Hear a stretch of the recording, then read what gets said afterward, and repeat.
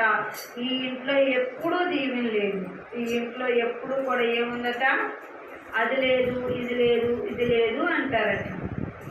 అది లేదు ఇది లేదు అంటే దేవుడు అంటున్నాడు, నా యాత్రలో నెరవేరిస్తే చాలు ఈ దీవెనలన్నీ ఇంటి మీద ప్రాప్తిస్తాయి. ఎలా అంటే నీ గర్భఫలంలో దీవించబడతావు, నీ దుక్కు ఎట్లో దీవించబడతావు, నీ యొక్క భూపంలో దీవించబడతావు.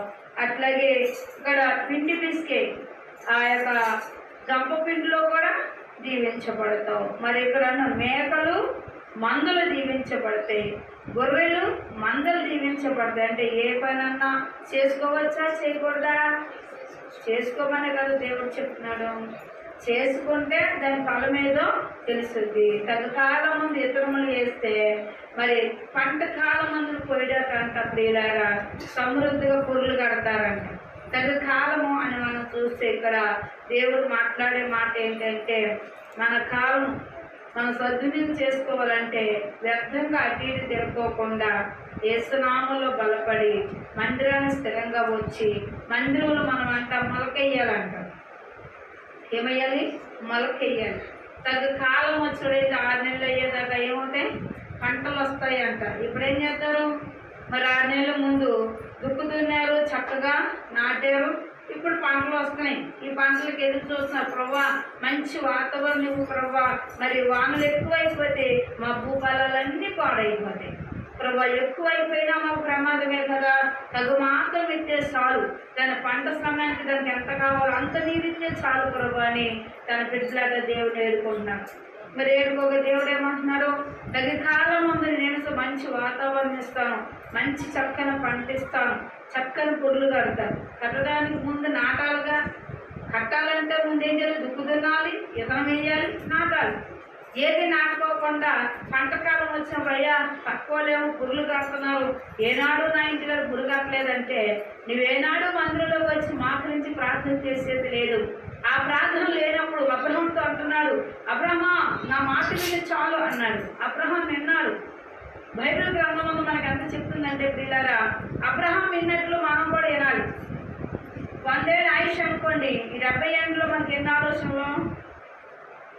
70 ఏళ్ళలో ఎన్ని ఆలోచనలు అంటే లెక్క లేనని ఆలోచన. అన్ని బాగుంటే ఒక ఆలోచన, ఏవి బాగోదు ఒక ఆలోచన. అందుకే అంటున్నాడు ఇక్కడ, నీవు ఏ ఆలోచనలు ఉండాలి అంటే దేవుని తలంపైయే ఉండాలి. అలా ఉన్నప్పుడు నువ్వెన్నిటిలో కూడా నాటినప్పుడు ఫలిస్తావు, గర్భఫలాల్లో ఫలిస్తావు. గర్భఫలాలు అనగా బిడ్డలంట పుట్టినప్పుడు ఎంతో సంతోషపడతారంట. వారు ఎదుగుతూ ఉంటుంటే వారిని ఏం చేయాలా అని ఆలోచిస్తారంట. బాబు నువ్వు ఏం చదువుకుంటావంటే అది అంటాడంట, అమ్మా నువ్వు చేపలు పడతా, నేను చేపలే పడతా అంటాడు. దేవుని స్తోత్రములు హల్లెలూయా. ఎందుకని? నువ్వు ఇతనం వేయలేదు పంట కోయడానికి, ఇతనం వేసావు అనుకోరు అంటాడంట, నేను ఇంజనీర్ని అవుతా, నేను డాక్టర్ని అవుతా, అమ్మా నేను బాగా చదువుకుంటానంటే తల్లి కానీ తండ్రి కనుకనా ముచ్చటైన మాటలు మీరు అంటారు. మీరు ఎంత కష్టపడినా పర్వాలేదు, కానీ నా బిడ్డ ఏమనుకుంటున్నాడో అది నేను చదివించాలి. దేవుడు అంటున్నాడు, నువ్వు మొదలుపెడుతున్నావు కదా, నీకు అది ఏమి లేకపోయినా పర్వాలేదు, నేనున్నా నీకు తోడు. నీ బిడ్డ ఏమవ్వాలంటే నువ్వేం అడుగుచున్నావో అది నేను ఫలింపజేస్తాను. హల్లెలూయా హల్లెలూయా. అందుకే నీ గర్భఫలము దీవించబడను. గర్భఫలం అంటే గర్భంలో తెరవబడి ఫలము రావడం కాదు. డెలివరీ అయిన బిడ్డ కోసం ఇప్పుడు ఎన్ని వాళ్ళు ఫలించితే కానీ ఆస్తి ఎవరు బుట్టిగా అమ్మ పర్లేదు, దానికి ఏం పర్లేదు, అది ఎలా పెరుగుతుంది సార్ అన్నట్టు ఉంటుందా? ఉండదు. పుట్టేవాడి కోసము ప్రయాస ఉంటుంది. వాడు ఎదిగినప్పుడు, వాడు ఫలిస్తున్నప్పుడు తల్లిదండ్రికి ఎలా ఉంటుందంటే నా బిడ్డ ఇంజనీర్ అయ్యాడు, నా బిడ్డ డాక్టర్ అయ్యాడు, చక్కగా చదువులో వారి పొజిషన్ బాగానే ఉంటుంది అని ఒక ఆలోచన తల్లిదండ్రులకు వస్తుంది. అందుకే దేవుడు అంటున్నాడు, ఓ అబ్రహామా నీ గర్భఫలం నేను దీవించదను. నువ్వు అనుకోవు, నువ్వు డబ్బులు లేవనుకోండి, డబ్బులు లేకపోతాడు ఎలాగెళ్ళిపోతాడు? చక్కగా ర్యాంకులు తెచ్చుకుంటాడు, గవర్నమెంట్ నుంచి డబ్బులు వస్తాయి. నువ్వు ఇవ్వాలని లెక్కేంటి? నీకు ఎవరు తోడుంటే? దేవుడు తోడుంటే. అనుకోని రీతిలో అది కలెక్టర్ రావాలా, అది ఇంకా పైసలు చదవాలా, లేకపోతే వాడు విమానాలకి సామర్థ్యం కలిగింది మంది చదవాలంటే ముందు ఎవరు తోడు ఉండాలి? దేవుడు తోడు ఉండాలి. నువ్వు నోటను పలుకుతున్న ప్రతి మాట అంట నీ బిడ్డలను దీవిస్తారంట దేవుడు. హల్లెలూయా, హల్లెలూయా. అందుకే అబ్రాహాముతో చెప్తున్నాడు, ఈ దీవులన్నీ నీ ఇంటి మీద ప్రాప్తించును. నువ్వేం అడుగుతున్నావు? నా మాట నమ్మావు కాబట్టి, నన్ను అమరిస్తున్నావు కాబట్టి ఇంక నీకు పదవనేది లేదు. నువ్వు ఎలా ఉండాలో నేను ఎలా ఉన్నానో చెప్తాడు. యోహాను పత్రిక మనం చూస్తే యోహాను అధ్యాయం 15 వచ్చినప్పుడు ఇలారా, నేను నిజమైన ద్రాక్షవల్లిని, నా తండ్రి వ్యవసాయకుడు, నాతో ఫలింపని ప్రతి తీగను ఆయన తీసి పారవేయును. ఫలించు ప్రతి తీగను మరి ఎక్కువగా ఫలింపాలని దానిలోని పనికిరాని తీగలను తీసివేస్తాను. హల్లెలూయా. చాలా ప్రియులారా, ఇక్కడ యోహాను గారు రాస్తున్నారు. యేసుక్రీస్తు వారు చెప్తున్న మాట మన జ్ఞాపకం చేసుకున్నాం ప్రియులారా. రాస్తూ ఆయన అంటున్నాడు, నాలో మీరు ఉండాలి అంటే నీ నిజమైన ద్రాక్షవల్లి. ద్రాక్ష చెట్టుకి ఏం కావాలి? చూడండి, నాటిన తర్వాత పందిరి లేకపోయినా లేదా దాని బలమైన గుంజులు లేకపోయినా అది పాకదు. దానికి ఏం కావాలి? మొదలు కుదురు చక్క బలంగా కావాలి. అది పాకుచు ఉన్నప్పుడు కూడా ఆ స్తంభాలు నాటబడినప్పుడు అంట అది ఎంత దూరం పాకినా అది కిందకు పడదంట. కుదురు సరిగా ఉండాలంటే నిజమైన వాడి వద్దకు వచ్చావు కాబట్టి నీ ప్రార్థన కూడా ఎలా ఉండాలి? ద్రాక్ష చెట్టు వలె అది నాటబడింది కదా, అది పాకుతూ ఉన్నప్పుడు ఎక్కువ పనులు వేస్తూ ఉంటుంది. మీరు ఎవరు? తీగులు అంటే ప్రియులారా కొనలు. ఆ కొనలు వెళ్ళే కొలిది గెలలు వేస్తూనే ఉంటాయంట. అది ఎంతవరకు నువ్వైతే బలంగా నాటబడి ఎంత దూరాన్ని అయితే వేస్తున్నావో ఆ చెట్టుకి అంత దూరం అది ఏం చేద్దాంట? పాకుతూనే ఉంటుందంట. ఇంట్లో ఫస్ట్ ఒక్కరే వస్తారు విశ్వాసం కలిగిన వారు, కడమ వారు, ఇంటి వారందరూ నమ్ముకుంటారు. తర్వాత బంధువులు కాక ఇంటికి కొరుకున్నవారు. తర్వాత దాని సువార్త ఎంత దూరం వెళ్తుందంటే ఆ ద్రాక్ష చెట్టు నాటబడిన ఆ యొక్క ఎంతవరకు అయితే గుజ్జులు చక్కగా నాటబడి ఉన్నాయో అంతవరకు వెళ్ళిపోతున్నాయంట. అంటే యేసునామం ఎలాంటిది? ద్రాక్ష తీగ లాంటిది. ఎలాంటిదంట? ద్రాక్ష తీగ లాంటిది. అది నాటబడ్డమే కాదు, దాన్ని ఫలించడం కూడా. ఎలా ఫలించాలంటే ఎప్పుడు నీరు పోయాలంట. నీరు పోతే అది ఏం చేద్దంటే కీర్తనకాడు అంటాడు, ఫస్ట్ వచనంలో ఒక మాట రాస్తూ అంటాడు. కీర్తనకాడు రాస్తూ ఒక మాట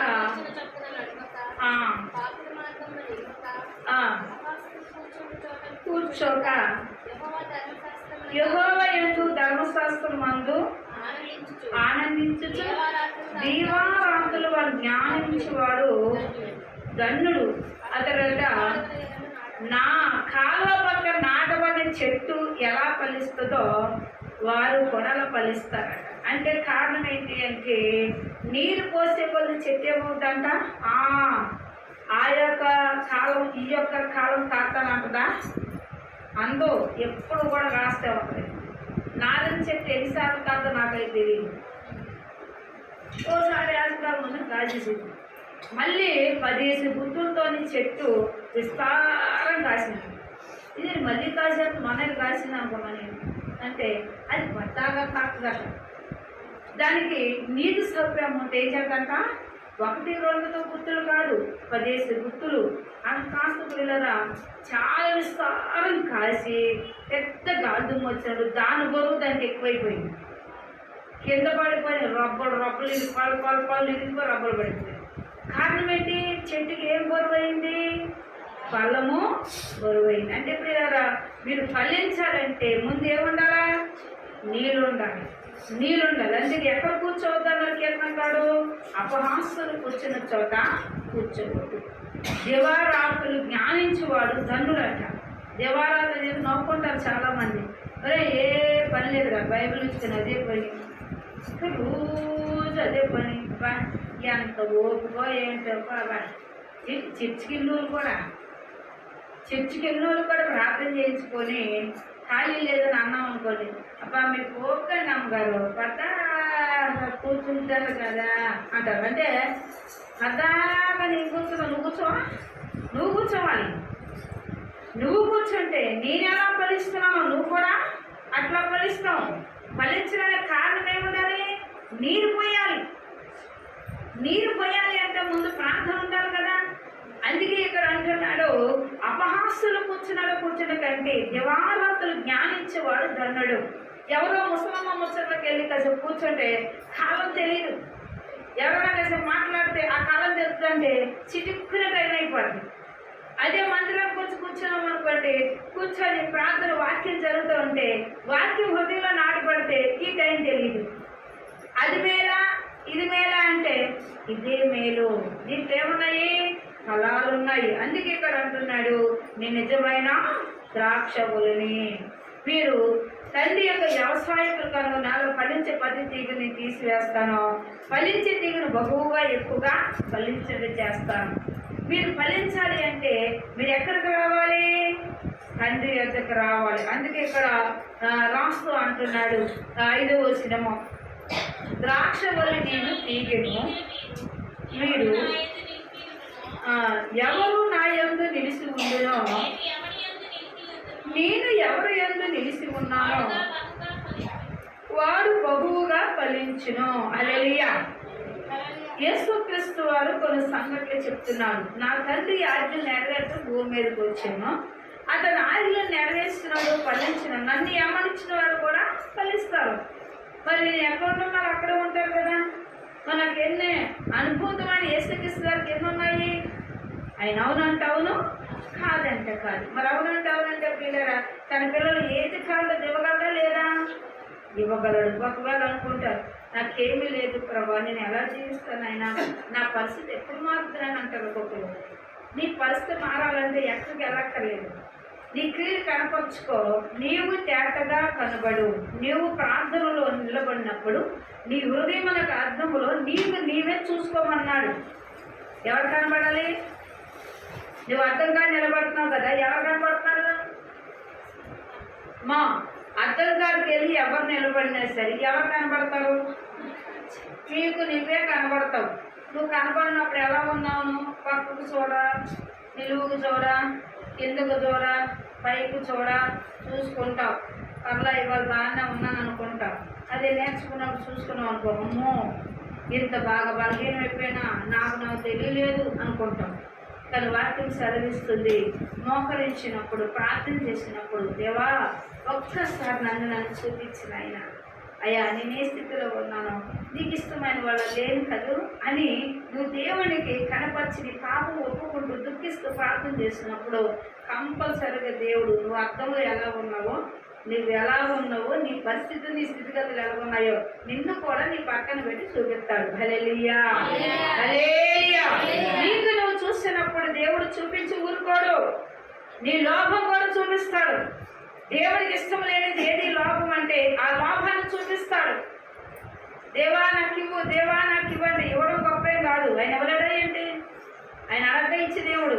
అందుకే ఇక్కడ అంటున్నాడు, నాలో ఉండేవారు నా యందు నిలిచి ఉన్న మీ యందును నేను నిలిచి ఉంటాను. తీగి ద్రాక్షవల్లో నిలిచి ఉంటేనే కానీ కనుక తాను ఎలా ఫలించదో అలే నా యందు నిలిచి ఉంటేనే కానీ మీరు ఫలించరు. హల్లెలూయా, హల్లెలూయా. ద్రాక్ష చెట్టు అది ఎలా ఉంటారు? అదే పాకేద్దాలని దానికి ఏమి నాటపడకుండా కింద నాటి చెక్కితే భూమి మీద పాకేసి కాసేద్దా? భూమి మీద సొర చెట్లాగా బేర చెట్లాగా కాసేద్దా? మోత్తేం కాయదని. అందుకే దానికి ఏం కావాలంట? దొన్న అయినవి పందిరి కావాలి, లేకపోతే ఒక గొంతు లైన్గా పాదన కావాలి. అలా దానికి దరిమట్టనే కావాలి, లేకపోతే అది ఫలించడానికి అవకాశం ఉండదు. అందుకే ఇక్కడ అంటున్నాడు, నీవు యేసుక్రీస్తు యందు నిలబడుకోకుండా నామములో లేకోకుండా ఫలించలేవు. నా యందు నువ్వు ఉంటేనే బహుగా ఫలిస్తావు. నాకు వేరుగా ఉండడం వల్ల నీకు ఫలింపేమీ రాదు.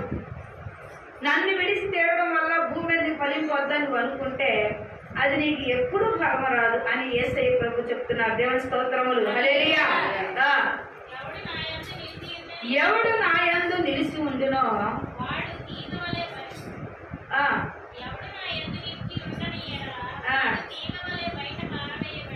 హల్లెలూయా, హల్లెలూయా.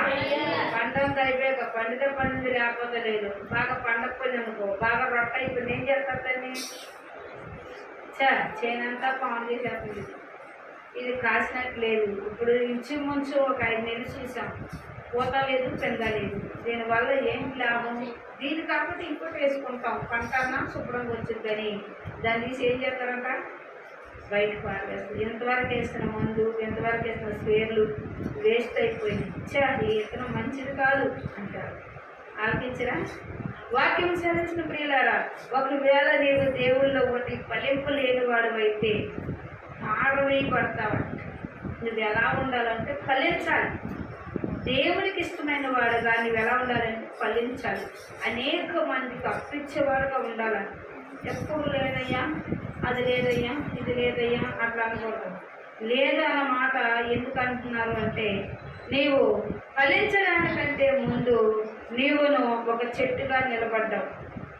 అది రట్టగా ఉండి పాకబడింది, కానీ దానికి ఏమి లేవంట? పళ్ళు లేవంట. పళ్ళు లేనప్పుడు యేసుప్రభువు ఏమన్నారు? శిష్యులు అందరూ వెళ్ళి ఆ చెట్టుని కింద నుండి చూసారంట, ఏమన్నా కాయలు ఉంటాయని. అంచూరొక చెట్టు ఆ టైం కాదంట, అది కాసేటై కాదు, కానీ ఆకులు మాత్రం చూసి పిల్లలంట నీచం పెట్టుకున్నారంట. మాకు ఏమీ లేవు అన్నారంట. ఏమీ లేవంటే నువ్వు కాయుగాక అన్నారంట ప్రభు. హల్లెలూయా, హల్లెలూయా. వారు మళ్ళా ఊళ్ళోకి వెళ్ళి మళ్ళీ వచ్చేసరికి ఆ చెట్టు ఆకంతా రాలిపోయిందంట. దేవుడా, మనం ఉదయకాలం చూస్తున్నప్పుడు అన్ని ఆకులు ఉన్నాయి, చక్కగా ఉంది, చెట్టు పచ్చగా ఉంది. చూడకపోతే మాట ఒక్క మాట అంటే చాలు ఆకులన్నీ రాలిపోయి మూడులా కనిపించింది. కారణం ఏంటి అంటే దాని ఫలము వచ్చే కాలము కాదట చెట్టు. అందుకే యేసుప్రభువు అలా అన్నారు. మరి ఫలము రావాలి అంటే ఆయనలో మనము నిలబడాలి, ఆయనందు మనము ఉండాలి. ఆయనతో మనం ఉంటే ఏమవుతుంది అంటే ప్రియులారా, బహుగా ఫలిస్తాము. నాటడానికి దాన్ని నీరు పోయడానికి నేర్చుకోవాలంట. నాటేవాడు ఏం చేయాలి? నీరు పోయాలి. నీరు పోయిస్తేనే కానీ అది ఏమవుతుంది? రోజుకో కొనలు వేస్తుందంట, అది ఫలించడానికి ఇష్టపడదంట. అందుకే ఇక్కడ అంటున్నాడు చూడండి, మరి నాయందు మీరు మీ యందు నా మాట నిలిచి ఉన్న యెడల మీకేది ఇష్టమో అడుగుడి. హల్లెలూయా, హల్లెలూయా. ప్రభువా, ప్రభువా, ఎన్ని దినాల కన్నా ఆశపడి మంచం మీద కొట్టుకొని అనుకున్నాను ప్రభా, నా సొంత ఇల్లు కావాలనుకుంటున్నాను ప్రభా, నేను ఎవరింట్లో ఉండలేకపోతున్నాను ప్రభా, నువ్వు ఇచ్చి దేవుడు నాయన అడగగా ఇస్తున్నావు కదా నాయన అని అంట. విశ్వాసంతోనే ఆయన ఆజ్ఞలు నెరవేర్చు అలా చూసి అడుగుతూ ఉంటే ప్రభు అంట తన పిల్లల ఆశ గల ప్రాణాలు ఏం చేతంట? తృప్తిపరిచేస్తారంట. హల్లెలూయా, హల్లెలూయా. వాక్యం సెలవిస్తుంది, ఏది అసాధ్యమైనది దేవుడికి లేదంట. ఎందుకంటే నీవు అడిగినప్పుడు ఏముండకొని కాడ అపనమ్మకం ఉండకూడదట. అలా లేకోకుండా నమ్ముట నీ వశమైతే నమ్మిన వారికి సమస్తము సాధ్యమే. హల్లెలూయా, హల్లెలూయా. అందుకే ఇక్కడ అంటున్నాడు, నా తండ్రి ఎలాంటి వాడు అంటే వ్యవసాయకుడు. ఆయన ఏం చేయగలడంటే దుక్కు దున్నగలడు. బీడి భూములు కూడా ఏం చేస్తారంట? దుక్కు దున్నొచ్చు. బీడి భూములు అంటే ఎవరు? బీడి భూములు అంటే ఎవరు చెప్పండి? ఇష్టాసారంగా తిరిగేవారు, కైనాలు వేసేవారు, అమ్మ పానం పుచ్చుకున్నప్పుడు బాగు చేస్తారు, అలాగే బీడి భూములు. అలాంటి బీడి భూములు ఏం చేస్తారంటే ఎక్కువగా దున్ని నాటుతానన్నాడు. నాటినప్పుడు అంటే అదేం చేస్తే ఎలాంటి బీడి భూములు అయినా సరే దుక్కు దిగు సాధన చేసి ఇతరం అయితే దాని సారం ఏంటో తెలుస్తుందంట. అంతకుముందు బీడి భూములుగా ఉన్నప్పుడు చూసినప్పుడు ఏమనుకుంటారు? ఈ భూమి ఫలించదు, 4 గంటలు అన్ని చెట్లే, ఇవన్నీ ఇక్కడ ఏమి వేస్తారో తెలియదు, కానీ వేసినట్టు కూడా లేదు, కానీ దేనికి పనికిరాలు అంటారు. ఈ పనికిరాని దాన్ని ఏం చేస్తానంటాడు? పనికొచ్చినట్లు చేస్తా అంటున్నాడు. దేవుని స్తోత్రములు, హల్లెలూయా. చూడండి పిల్లల, వాక్యం సెలవిస్తూ ఉంది. అందుకే ఇక్కడ అంటున్నాడు, మీరు నా యందు ఉండాలి, నా మాటలు మీ యందు ఉంటేనే బహుగా ఫలిస్తారు. తండ్రి మహిమపరచిన ఇందువల్ల మీరు నా శిష్యులగుదురు. తండ్రి నన్ను ఎలా ప్రేమించినో నేను మిమ్మల్ని అలాగే ప్రేమించుతున్నానని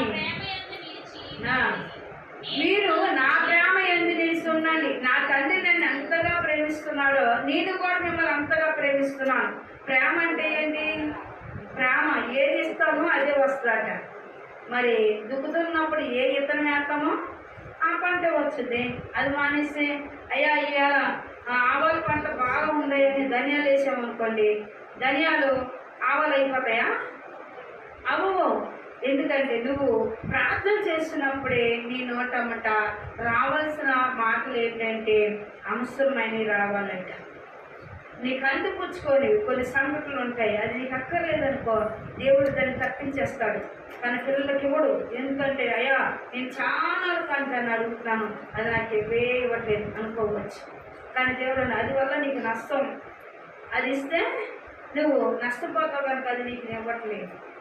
కానీ అది నీకు తెలుసా, నువ్వు అడిగిందే అనుకుంటూ ఉంటావు, నేను ఏం అడుగుతున్నావు దేవుడు నాకు అది ఇవ్వలేదు, ఎంత అడుగుతున్నా దేవుడు నాకు ఇవ్వలేదు అనుకుంటావు. కానీ దేవుడు నీవు అడుగుతుందుకంటే ఊహించిన దానికంటే అధికమైన ఫలము ఇచ్చివాడై ఉన్నాడు. హల్లెలూయా, హల్లెలూయా.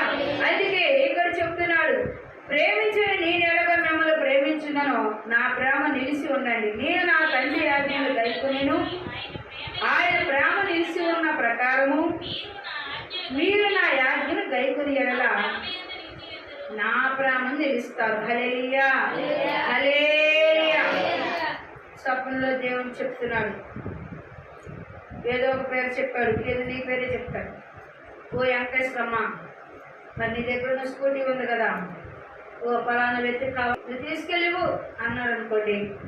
ఏమయ్యా 8 రోజుల కన్నా కష్టపడుకున్నాం, ఒకసారి ఆలోచించి దేవుడు ఏంటి ఆరోగ్యమంటాడు ఏంటి, మనం కష్టపడుకుంటుంటే నేను తీసుకెళ్ళి ఇచ్చేద్దాం ఏంటి అంటదా? లేకపోతే అయ్యా నువ్వు చెప్పావు కాబట్టి ఈ స్కూటీ పలానా రోజులు నేను ఇవ్వబోతున్నా, అయ్యా ఇదిగో కాలం ఇచ్చేద్దా? ఇప్పుడు చెప్పండి, మా ఆలోచించండి, ఇచ్చేద్దా లేకపోతే రాదా? 2 మాటలు నీ దగ్గర ఉన్నాయి, ఇచ్చేద్దా ఇవ్వకుండా ఆయనకి మాట చెప్పుద్దా? చెప్పండి. మేము ఆలోచించండి, మనుషుల మాటలు ఎలా ఉంటాయంటే మనం కష్టపడ్డాం కదా, కష్టార్జితము ఏమంటాడండి దేవుడు. దేవుడు అయితే కావచ్చు కాదంటలేదు, సరే ఎవరికో నేను మర్చిపోక నువ్వు మర్చిపోమను కదా ఆయన. దేవుని స్తోత్రములు, హల్లెలూయా. ఈ కళ్ళని పట్టించుకోవట్లేదయ్యా యేసయ్యా, ఈ కళ్ళని పట్టించుకోవట్లేదయ్యా, ఎందుకంటే రాత్రి చెప్పావు కానీ నేను ఎవరుకోలేదయ్యా. దేవుని స్తోత్రములు, హల్లెలూయా. యేసయ్యా అంటున్నాడు, నీ హృదయాన్ని చెక్ చేస్తున్నాడు. ఇమ్మని కాదు, నీ సొమ్ము ఎవరికి ఇవ్వడం, ఇమ్మని కాదు, అసలు నీ మనస్సు, నీ బుద్ధి, నీ తెలివి, నీ జ్ఞానం ఎలా ఉన్నదో ఒకసారి పరీక్షించడం కోసం నీకు చెప్తున్నాడు. నీవు అసలు అలా అడిగినప్పుడు అబ్రహాం తన కుమారుని తీసుకెళ్ళి మరి బలికి అర్థం చేసేటప్పుడు ఒక వస్తువు అడిగితేనే నీవు ఇవ్వలేని చాలా దిగుగా ఉన్నావు. కానీ అబ్రహాం ఏం చేశాడు తెలుసా, వాగ్దానం ఇవ్వని వెంటనే అయ్యా ఇన్ని దినాలు నువ్వు ఇవ్వలేదు, ఇప్పుడు ఇచ్చావు, ఇది నీకు అర్పణ కావాలంటున్నావు, ఈ బలి నీకే, నీవిచ్చిన బిడ్డే కాబట్టి నీకే ఇస్తానన్నాడు. తీసుకెళ్ళాడు. వెలుచు ఉండగా దారిలో తండ్రితో కుమారుడు అంటాడు, తండ్రి గొర్రెది అన్నాడు. గొర్రె దేవుడు చూసుకున్నాడు అన్నాడు. అంటాడు. కొంత దూరం వెళ్ళిన తర్వాత గొర్రెలు పట్టుకున్నాడు. గొర్రెలు ఎందుకు అంటే నరకడానికి అంటాడు. మరి ఇది నిజమే, ఇవన్నీ ఇచ్చాడు కదా దేవుడు. తీసుకెళ్ళిన తర్వాత కళ్ళకి దంతలు కట్టాడు, కాళ్ళు చేతులు కట్టేశాడు, కట్టేసి రాళ్ళు పేర్చాడు. ఆ రాళ్ళ మీద కట్టెలు పేర్చి కుమార్ని పండు పెట్టాడు. ఇంకా ప్రభా నీకే అర్పణ చేస్తున్నాను, ఈ బిడ్డ నువ్వు ఇచ్చింది అన్నాడు. ఎంత ప్రేమ ఒకసారి ఆలోచించండి. వస్తువుకే నువ్వు ఇవ్వలేవు కాబట్టి మరి నరకం కంటే ఎంత గొప్పది. అది కాక బిడ్డ అసలు లేక లేక లేక లేకపోతే ఆ బిడ్డను తీసుకెళ్ళిచ్చి మనకి అంత అసలు ఎంత దుఃఖం ఉంటుందో ఒకసారి జ్ఞాపకం చేయండి. చదివినప్పుడు కాదు, మనం దాన్ని ఊహించి చూస్తే ఎలా ఉంటుందో చూడండి. అబ్రహాము నమ్మకాన్ని దేవుడు చూశాడు. అబ్రహాం నమ్మకం యెహోవా దూత దిగి, ఓ అబ్రహామా బలెప్పలు కోరివారు కానీను, ఇదిగో బీడగా మొదలుగా కొట్టే అక్కడ ఉంది చూడు, దాన్ని తీసుకొని చాపుతున్నామన్నాడు. హల్లెలూయా, హల్లెలూయా. ఇప్పుడు ఫలిస్తాడా ఫలించిన? అబ్రహాము దేవుడు పరీక్ష పెట్టాడా లేదా? పరీక్ష పెట్టాడు. అలాగా దేవుడు ఎందుకు నువ్వు అడుగుచున్నప్పుడు దేవుడు కూడా పరీక్ష పెడతాడు. ఆలోచించండి. దేవుని స్తోత్రములో హల్లెలూయా. దేవుడు దర్శించినప్పుడు ప్రియులారా వాక్యం సెలవిస్తుంది. నేను వాక్యం చదువుకొని పడుకున్నాను, ఒక ఆయన వచ్చాడు, గబగబా వచ్చాడు. ఏమో లే అన్నాడు. ఎందుకు అన్నాను. లే అంటే ఏం కాదు, నువ్వు నాకు కావాలన్నాడు. నేనా? నయమే నేను అలాంటిదాన్ని కాదా, లేనిపోయింది అని నాకు ఎక్కడ స్వప్నంలో కూడా నేను అలాంటిదాన్ని కాదయ్యా, నువ్వు ఎవరిని చూసి వచ్చావో లేనిపోయింది అన్నాను. ఏం లేదు, నువ్వే కావాలి. నన్ను రమ్మని నువ్వు అంటున్నావు కదా, నేను ఏం చేయాలో నాకు అర్థం కావట్లేదు. అప్పుడు అయ్యగారు కన్ను దెబ్బతలింది. ఏం పర్వాలేదమ్మా, మీ ఆయన కన్నుతానరా అన్నాడు. ఆయన చాలా 7 అడుగులు మనిషి ఉన్నాడు, చక్కగా మెడలోని సెటస్కోప్ వేసుకున్నాడు, వైట్ బట్టలు వేసాడు. ఆయన వేసుకొని ఆయనకి 2 మనుషులు నర్సుల్లాగా ఉన్నారు, వచ్చారు. వాళ్ళు పట్టుకున్నారు. ఏది డాక్టర్ గారు అమ్మాలి వెళ్తే ఎలా పట్టుకుంటారు, అలా పట్టుకున్నారు. రమ్మంటే నేనన్నాను, ఒక్క అనుకున్న లోకాను చూడకుంటాను, నేను మాత్రం రాను, నేను అలాంటి కాదయ్యా అంటే లేదు నువ్వు నాకు ఇష్టమయ్యా, నువ్వు రావాలన్నాడు. నాకు దుఃఖం వచ్చేస్తుంది. నేను గెలవలేనేమో, వాళ్ళు 3 ఉన్నారు, నేను ఒక్కదాన్నే కదా, గెలవలేనేమని దుఃఖం వచ్చి ఎవరు చెప్పుకోను, లేనిపోయింది అబ్బాయి నన్ను అడుగుతున్నాడు అని మనసులో చాలా వేదన, ఒక దుఃఖం, నేను చెప్పలేకపోతున్నాను. ఒక పక్కన కన్ను అంటున్నాడు.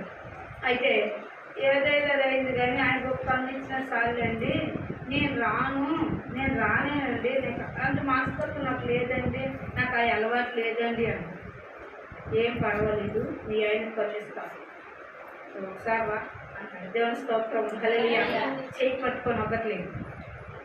ఈ అబ్బాయికి ఏం పనిలేదులా ఉంది, కర్తాగా నా అమ్మలు కొడుకుంటే చాలు వచ్చేస్తున్నాడు, నన్ను రమ్మంటున్నాడు, ఇదే పనిలాగా ఉంది అనుకున్నాను మనసులో. సడన్గా లేచి చూశాడు, ఎవరు లేదు. అసలు ఆలోచన వచ్చింది, ప్రభా నువ్వే నన్ను రమ్మన్నావు, ఎవరు కాదు, నువ్వే నన్ను రమ్మన్నావు, స్వప్నంలో కూడా నేను వస్తాను నీకు చెప్పలేదయ్యా. ఉదయం 7 అయ్యింది. వాళ్ళని కరకన్నాము 12 గంటలకే. ఉదయం 7 అయ్యింది. 5 నేను టిఫిన్ పెట్టాను. పెడితే టిఫిన్ చేస్తాను. అప్పుడు మంచి అదే కదా, ఆ తలుపులను బంధించున్నాయి చిన్న గదిలో. నేను ఇద్దరు మధ్య బొమ్మలో కూర్చున్నాను పెట్టి. మొత్తం అతని కన్నులో నుంచి గొప్ప వెలుగు, ప్రకాశమైన వెలుగు వచ్చింది. మొత్తం అంతా కూడా అదంతా వెలుగైపోయింది. ఇదేంటి ఇట్లాగా ఉందే, నాకేం అర్థం కాదు, ఇప్పుడు కొత్తగా ఉందంటే కుమారుడు అన్నాడు, అమ్మ అన్నాడు. ఏంటయ్యా? కుమారుడు అన్నాడు, అమ్మ నా అప్పులు కనపడుతున్నాను. దేవుని స్తోత్రం. అద్భుతము చేసినప్పుడు దేవుడు పరీక్షిస్తాడు. హల్లెలూయా. అబ్రహామును పిలిచిన దేవుడు అద్భుతము చేయడానికే అద్భుతం అడిగాడు. అద్భుతము చేయడానికి నీ కాడున్నది, నువ్వు కలిస్తావా ఇవ్వవా పరీక్షిస్తాడు. అందుకే ఇక్కడ వాక్యము సెలవిస్తుంది, నాలో ఉంటే మీరు ఫలిస్తారు, నాలో లేకుండా మీరు ఫలించరు. అందుకే చూసారా ఇక్కడ అంటున్నాడు, మీకు ఏది ఇష్టమో అది అడగండి. మీకు ఏది ఇష్టమో. సామాన్యంగా అయితే లేదా చాలా ఆశ్చర్యమైన మాట, నడుస్తూ ఉంటుంటే ఒక్కరితో ఎలా నడుపుతాడో అనుకునేదాన్ని. ప్రభా ఎలా నిన్నగా నేను ఇస్తాను ఎవడయ్యా, నేను ఇస్తావు కరెక్టే, కానీ కన్ను వెయ్యాలి కదా, అక్కడ ఎందుకు కన్నేయడం, నేను ఇస్తానుగా అనేవారు ప్రభు. ఆ మాట ఎన్ని మాసాలంటే 8 మాసాలు నాకు చెప్పారు ప్రభు. హల్లెలూయా హల్లెలూయా. శంకరనాథ్కి వెళ్ళినప్పుడు కూడా ఆ కన్నుకు దెబ్బ వెళ్ళినప్పుడు నేను లోపలికి వెళ్ళలేదు, బయట కూర్చుని, అద్దాలే కదా, ఎదరంతా అద్దాలి. అయితే డాక్టర్ గారు ఇతనికి బ్లడ్ కారిపోతూ ఉంటుంటే దూదేసి గాజు కట్టు వేసారు. వేస్తే పంపించేద్దాం, ఇంక ఇక్కడ ఏం చేస్తారు, లేదా మీరు గాజుకొని అందానికి కావాలంటే వేయించుకోండి అన్నారు.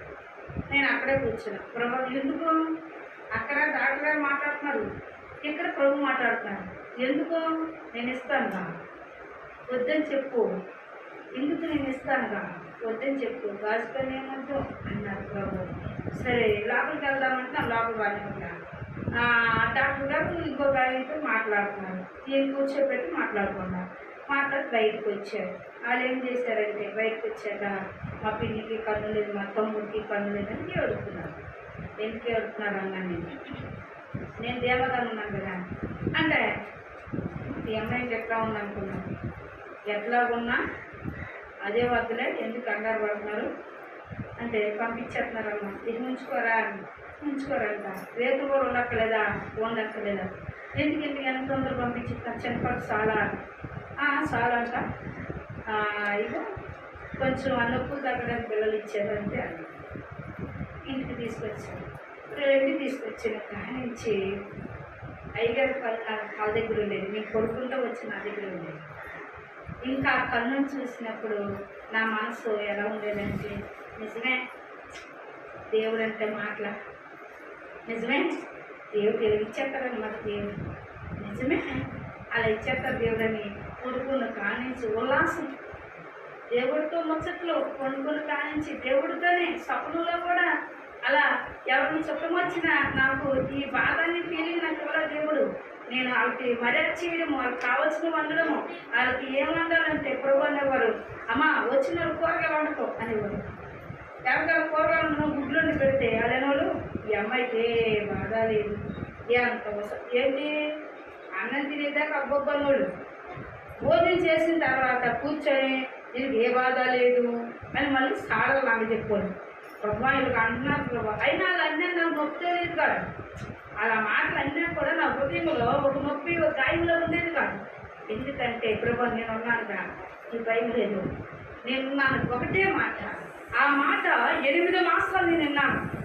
అందుకే మనం ఆది గ్రంథము కానీ ప్రకటన గ్రంథంలో 360 రోజులు దేవుడు ఏం చెప్తాడంట, నేనున్నాను, నువ్వు భయపడకంటాడు. దేవుని స్తోత్రములు. హల్లెలూయా.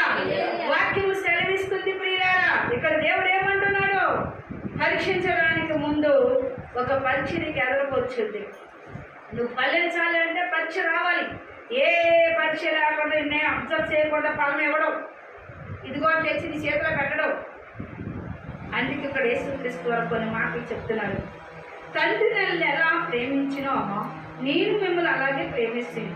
నా ప్రేమను నిలిచి ఉండండి. నేను నా తండ్రి ఆజ్ఞలు గైకొని ఉన్నా, ఆయన ప్రేమ నిలిచి ఉన్న ప్రకారం మీరు నా ఆజ్ఞలు గైకునేలా నా ప్రేమ నిలిచి ఉందరు. మీ యందు నా సంతోషం ఉండాలని, మీ సంతోషం సంపూర్ణ కావాలని ఈ సంగతులు మీతో చెప్తున్నాను. హల్లెలూయా. హల్లెలూయా. ప్రభు అందు మన యందు ఆయన సంతోషం కావాల. ముందు ఆజ్ఞలు నెరవేర్చే వరకై ఉండాలి. అలా ఆజ్ఞలు మనం లేకపోతే, ఆయన వాగ్దానం మనం లేకపోతే సమాధానం మన ఇంటికి రాదు. హల్లెలూయా. హల్లెలూయా. మనం ఎలా ప్రేమించాలంట, యేసుక్రీస్తు మనల్ని ఎలా ప్రేమిస్తున్నారో మనము కూడా ఇతరులు అలాగే ప్రేమించడం రాయబడి. హల్లెలూయా. ప్రేమ అంటే చెప్తే రాదు, వస్తుందా? నోటితో వచ్చేది రుచిగా ఉంటుందా, హృదయంతో వచ్చేది రుచిగా ఉంటుందా? చెప్పండి. నేను ఒక మందిరానికి వెళ్ళేదాన్ని. ఆ మందిరంలో ఆవిడ ఆయిల్ బాటిల్ పోసేది. పోస్తే నేను వెళ్ళినప్పుడల్లా అనేది ఆవిడ అవ్వడం నేను ఆవిడగా అనేదాన్ని. నేను కూడా అంటే అది నవ్వుతుందన్నమాట. సరే కూర్చున్నాక ఒక రోజు ఎవరో చెప్పాడు, అమ్మగారు డైరెక్ట్గా మాట్లాడతారు, మీకు తెలియదు ఆ సంగతి. అమ్మగారితో మాట్లాడడానికి ఎవరో సువార్త చేశారు అక్కడ. ఇన్ని రోజులు వెళ్ళని నాకు తెలియదు అన్నమాట. సరే అయ్యగారితో మాట్లాడుకోవడం, నా పని చూసుకోవడం వచ్చింది. పిల్లలు చాలామంది నన్ను చూసినా కూడా అలా పట్టించుకున్నాను. ఆటోలో వెళ్ళినప్పుడు అలా అతను ఉండేవాడు. చాలామంది వచ్చేవారు కదా, పక్క ఏరియాలో అందరూ వచ్చేవారు. అయితే ఒక రోజు ఒక ఆవిడ గేట్ కానీ నిలబడ్డాను. నేనెందుకు నిలబడ్డాను, యాప్లేస్కెళ్ళి పెద్ద పెద్ద యాప్లేస్కెళ్ళి వచ్చాయి. అక్కడికి అయ్యగారు పొందాం చాలా బాగున్నాయి, అయ్యగారు కొన్ని ఫలాలు ఇద్దాం ఆశ కలిగి ఆ మందులు బయటకు వచ్చి ఫలాలు పొందామంటే ఆయన అన్నాడు, 100కి 17 కాయలు. అసలు ఎంత ఉన్నాయనుకుంటున్నారు, ఇంతనుకో కాయ. నా కళ్ళే పట్టలేకపోయింది. అబ్బా ఈ కాయలు అయ్యగారు తిట్టి బలి ఉంటుంది అని నా మనసు కూర్చుంది. కానీ చెప్తుంది. నేను వెళ్ళి 100 రూపాయల కాయలు తీసుకొని 100 ఒక కవర్ పట్ల 2 కవర్లు వేసాను. 2 కవర్లు చేసి లోపలికి వెళ్ళి అయ్యగారికి ఇచ్చేసి నేను వచ్చేసాను. వచ్చేసాక నా అమ్మాలు వచ్చినాడు. అమ్మ అందుకే ఏంటమ్మా, మా అమ్మాయికి పిల్లలు